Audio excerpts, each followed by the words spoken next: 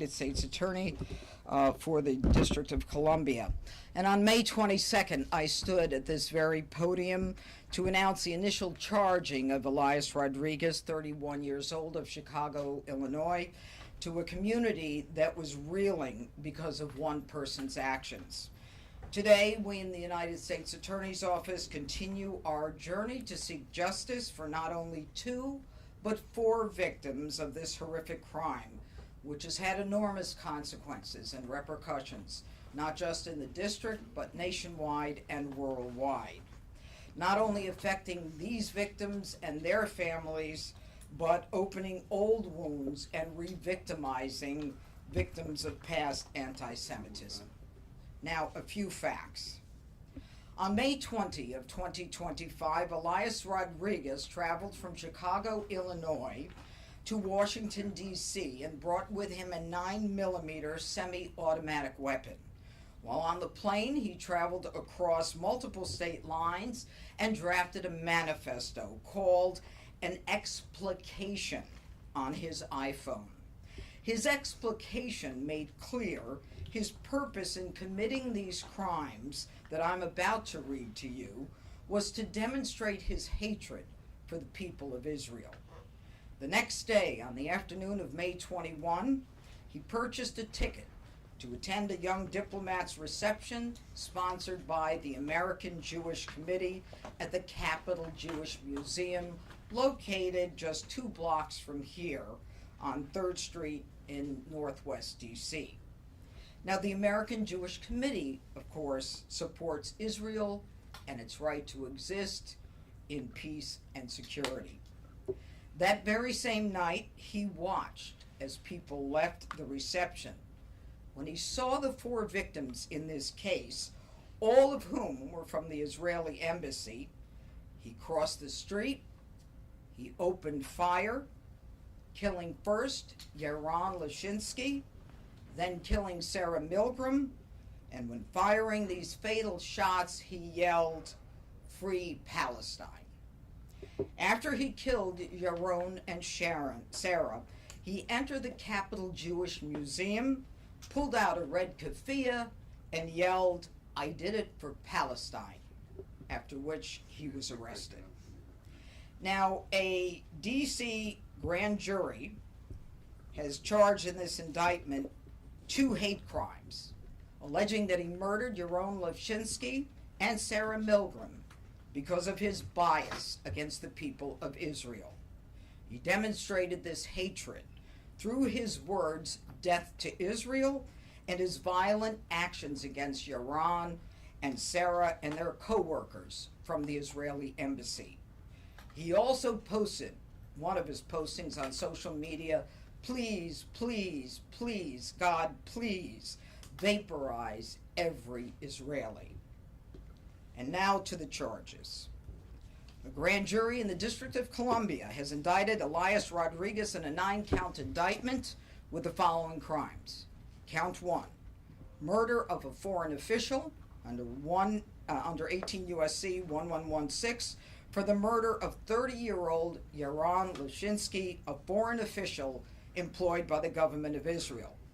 Counts 2 and 3 are hate crimes resulting in death under 18 U.S.C. 249, where the defendant crossed state lines, willfully caused bodily injury to Yaron Lashinsky and Sarah Milgram because of actual as well as perceived national origin, which resulted in both of their deaths. Counts 4 and 5, the discharge of a firearm during a crime of violence causing the death of a person through the use of a firearm. The defendant knowingly used, carried, and discharged a firearm during and in relation to a crime of violence, and with malice aforethought, he did unlawfully kill Yaron and Sarah with a firearm. Counts 6 and 7, first-degree murder while armed. Under the defendant Rodriguez, with deliberate and premeditated malice, killed Yaron and Sarah by shooting each with a firearm, thereby causing injuries from which each died. Counts 8 and 9, assault with intent to kill while armed with a firearm. he assaulted CS and AT, those are initials, with intent to kill a person. Attached to this indictment are further findings of the grand jury. It's designated as a notice of special findings under 18 U.S.C. 3591 and 92. This begins the statutory process and whether to seek the death penalty. This is a weighty decision. It takes time. There will be a rigorous process, after which the capital case section in the Attorney General's office will advise the Attorney General, and the Attorney General herself will make a decision regarding whether or not this office will seek death against Elias Rodriguez. In that regard, I think it's important to identify a specific special finding, and I direct your attention to, I believe it's paragraph 28. Rodriguez committed an offense against Sarah Milgram in an especially heinous and cruel and depraved manner, in that it involved serious physical abuse to Sarah Milgram, who was particularly vulnerable due to infirmity.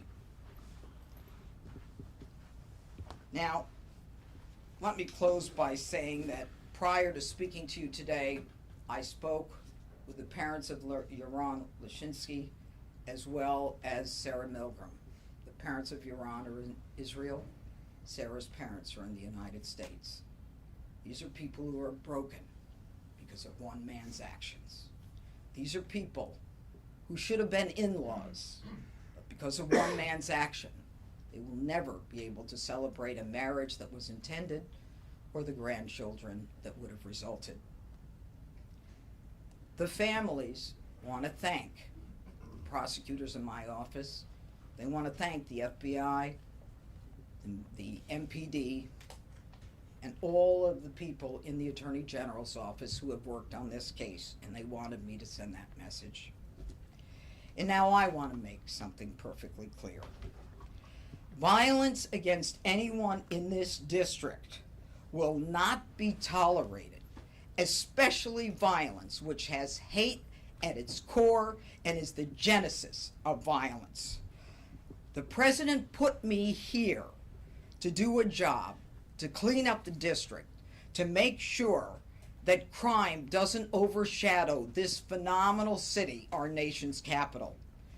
And I have throughout my career fought anti-Semitism for 32 years as a prosecutor and a judge. I do so. I fight hate crimes with a vengeance. So don't even think about targeting people in this district because of who they are or because of where they're from. I promise you, justice will be swift and it will be certain. And I will work furiously and diligently with my phenomenal staff to make sure that we prosecute every one of these cases. This is the nation's capital. This is where we celebrate unity. Hate has no place, but justice will rule. And now I want to call upon Harmeet Dillon to my right. She is the Assistant Attorney General for Civil Rights. You may know her, and I want to thank her and her division for helping us on this. Harmeet? Thank you, Judge Jeanine, for your remarks and for your diligent work of your office on this matter. It is my weighty responsibility under federal law to certify any hate crime charges at the federal level in the United States, and we did that in this case with alacrity. The Civil Rights Division remains unwavering in the same commitment that you just heard from Judge Jeanine.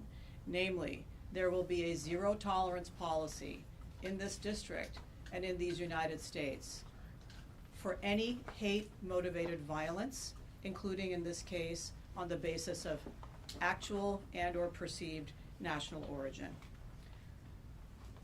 The community in question has been reeling from a stream of violence that has been occurring in these United States for almost 2 years now.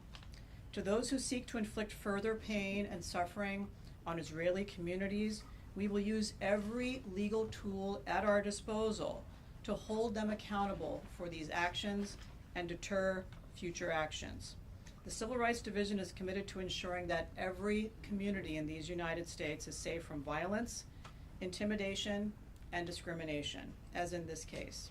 No one in America should fear for their life because of their faith, religion, ethnicity, or national origin.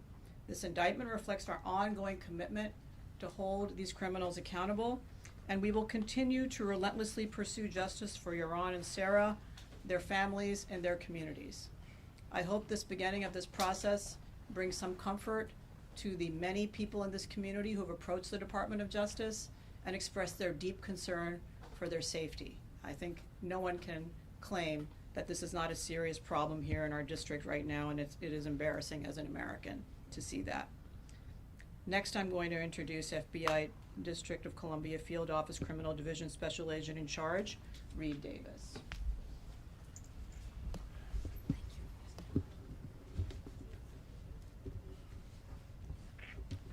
Thank you, Judge Pirro. Thank you, AG Dillon. Good morning. My name is Reed Davis. I'm the Special Agent in Charge for the Washington Field Office Criminal Division. Today's announcement is a major step forward in our partners in the FBI's efforts to seek justice for the victims and the families of the horrific act at the Capitol Jewish Museum on May 21st. Since that tragic night, our FBI and DOJ victim specialists have forged relationships with the surviving victims and the families of the young couple who were ruthlessly murdered. They have maintained close contact and kept them apprised of significant investigative milestones in the case, and these victim specialists will remain in contact with the families until justice is served. FBI investigation to date indicates that the subject acted alone with the intent to commit a violent act in the District of Columbia. Based on his writings and communications, we believe he was a lone wolf actor, motivated by anti-Zionist and pro-Palestine ideology, with the goal of conducting a mass shooting to call attention to his political agenda. We wouldn't be at this stage without the significant support of our partners on the Washington Field Office Joint Terrorism Task Force, including the Metropolitan Police Department, the Diplomatic Security Service, the U.S. Capitol Police, and many others who have left no stone unturned in this investigation. The FBI field offices across the country also provided vital support, especially our Chicago field office, which conducted numerous interviews. In addition, we are extremely grateful to the members of the D.C. community who shared video footage of the subject's movements. We continue to seek information from the public relevant to this case and others as we see the spread of ideology-motivated violence and mass casualty events across the nation. Taking violent action in support of one's political or personal beliefs is abhorrent, it's unacceptable, and the FBI will rigorously investigate and aggressively pursue those who choose to do so. Our work is not done. This indictment is the next step towards justice, and we'll continue to support the prosecution of the subject through our investigation. And now more than ever, we need the public to be vigilant and report to law enforcement any concerns they may have of an individual who may be considering violent actions. Thank you, and now I'd like to turn it over to MPD Assistant Chief Ramey Kyle.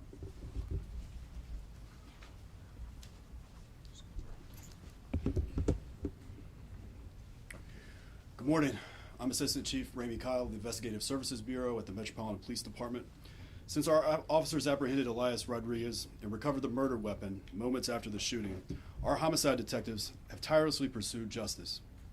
MPD has a solemn obligation of investigating every homicide occurring in the District of Columbia, a duty we do not take lightly. Our detectives work closely with our partners at the FBI Washington Field Office. As this case progressed and as the investigation traveled outside of our city and outside of our jurisdiction. The charges unveiled here this morning underscore our collective commitment to ensuring Rodriguez faces the maximum punishment possible. Calling this a shooting alone doesn't begin to describe the vicious and hateful attack. Rodriguez traveled halfway across the country, came to our city with the intent to murder people simply because of who they are, what they believed, and where they came from. Hate has no place in our community. We continue to stand shoulder to shoulder with all those impacted by the loss of Yaron Lashinsky and Sarah Milgram. MPD strongly supports the religious community here in Washington, D.C. We have maintained a heightened presence at religious institutions, and we are in regular contact with leaders of all faiths and work to safeguard our houses of worship.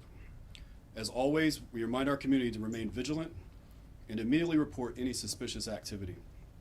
I want to commend the dozens of MPD officers and fellow first responders that rushed to the Capitol Jewish Museum that night.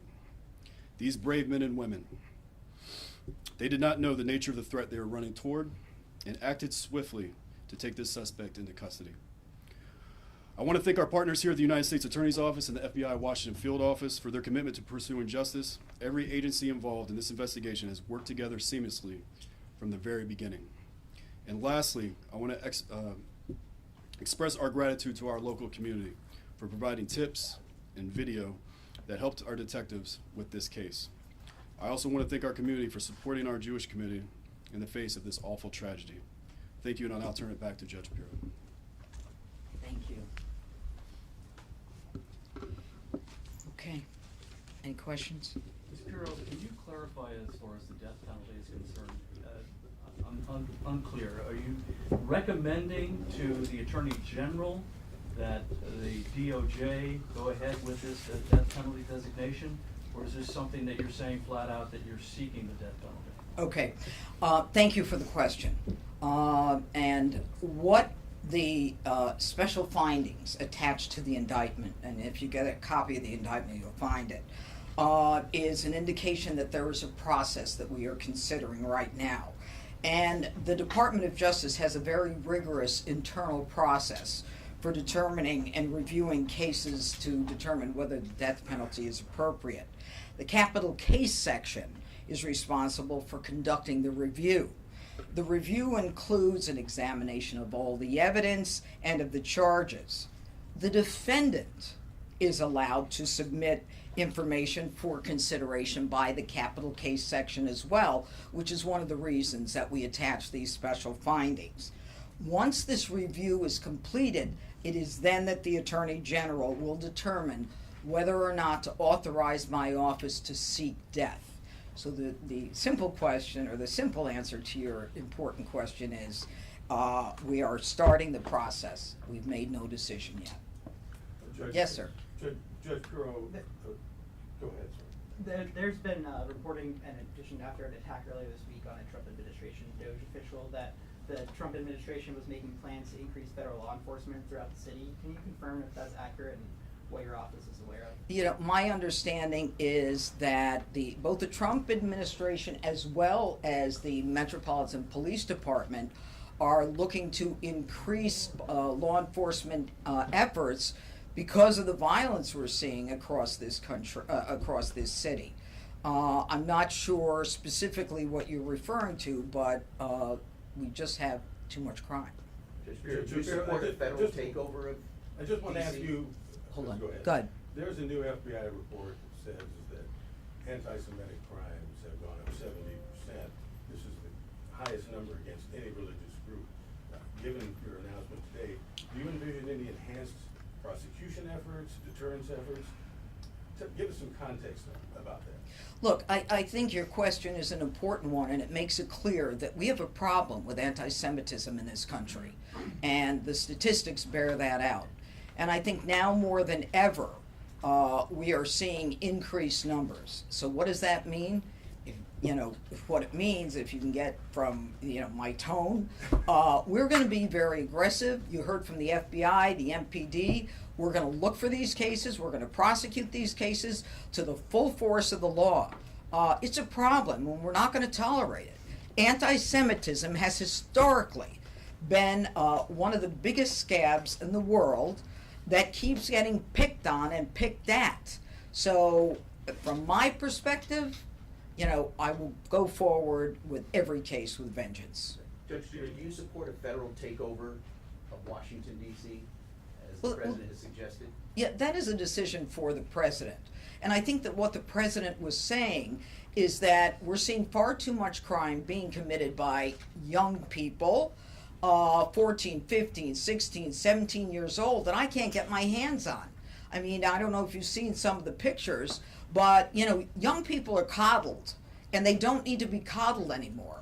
They need to be held accountable. They shouldn't be going to arts and crafts in family court. They need to understand that enough is enough, and that the DC Council has to repeal some of these absurd ordinances and laws that they've had passed that do nothing to protect the people of this city and of this district. And I will reference a case that I wrote an op-ed piece on that I've been talking about for weeks. A young person gets on a bus with an illegal gun. There is a family on the bus. He makes a decision to shoot someone in the chest. There, to me, that's intent to kill. But for the grace of God, that individual did not die. Now, he's got a gun. It's illegal. He used the gun. Guess what the sentence was? I got a conviction. The sentence was probation. We can't have that. And by the way, he wasn't a kid. He was 19. These are the rules of the DC Council. They've got to be changed. We've got to have the ability to let young people know that they're going to be accountable. And if you look at some of these pictures of these kids being beaten by crews and bloodied up, and you want to tell me that, you know, it's only a kid who did it, no. Take a look at the bloodied up face and body, and you'll know that it's more than little kids doing this kind of thing. Are you trying to get your office to take over what Brian Schwab is doing? Do you want to take over juvenile justice here in the city? I'm not trying to do anything vis-a-vis Brian Schwab. All I want to do is clean up DC. That's why the president put me here. And youth crime is on the rise. In the last 4 years, we've had 150,000 cases of youth violence. Okay, 4 years ago. Now it's close to 500,000 cases of youth violence. We've got DC as one of the highest murder rates in the country. So we can talk about crime going down, but going down from where? So, I mean, this is something that is a whole other issue. Today is about this indictment and making sure that if you intend to commit a crime of anti-Semitism or hate, we're coming for you. Judge, you spoke to your own and Sarah's parents. Have they taken a position on whether they want the Justice Department to seek the death penalty? And separately, Steve Jensen was supposed to be up there alongside you announcing this today, but he's been fired. Do you have any explanation why? Okay, I'm going to talk about Sarah and Yaron's parents. I spoke to them, and I told them that the process is beginning, that they will have an opportunity and a right to put their input into what decision is ultimately made. Okay, and I'm not going to talk about politics today. I'm talking about crime. I'm talking about hate crimes, and that's the extent of it. Judge Okay. Pirro, this other reporter was asking the question. There's word that there are going to be more federal law enforcement, including perhaps National Guard, on the streets of DC today and tomorrow as a result of some of this recent violence. What is your reaction, or could Assistant Chief Do you House know speak that to to be a that? fact? I know that there is an effort to increase law enforcement based upon what we've seen. But I also know that today is about the Leszczynskis and Sarah and 2 other victims whose lives are forever changed because of one individual's decision to come to this city and create a ripple effect that has rippled throughout the world. And that's enough on the other stuff. Okay? Could we ask Assistant Chief Kyle for his reaction to that? More federal law enforcement? Could you come to the microphone? I'd rather we talk about Leszczynski. You can call him later. Judge Pirro, I'm done. a follow-up on the cases. You mentioned specifically Rodriguez's actions towards Sarah being the reason why you would. Can you elaborate a little bit more on that? I know you mentioned it during Yeah. No, I can't. That will come out at trial. But I refer you to that part of the special findings. It's horrific. Thank you all very much. Okay, take care.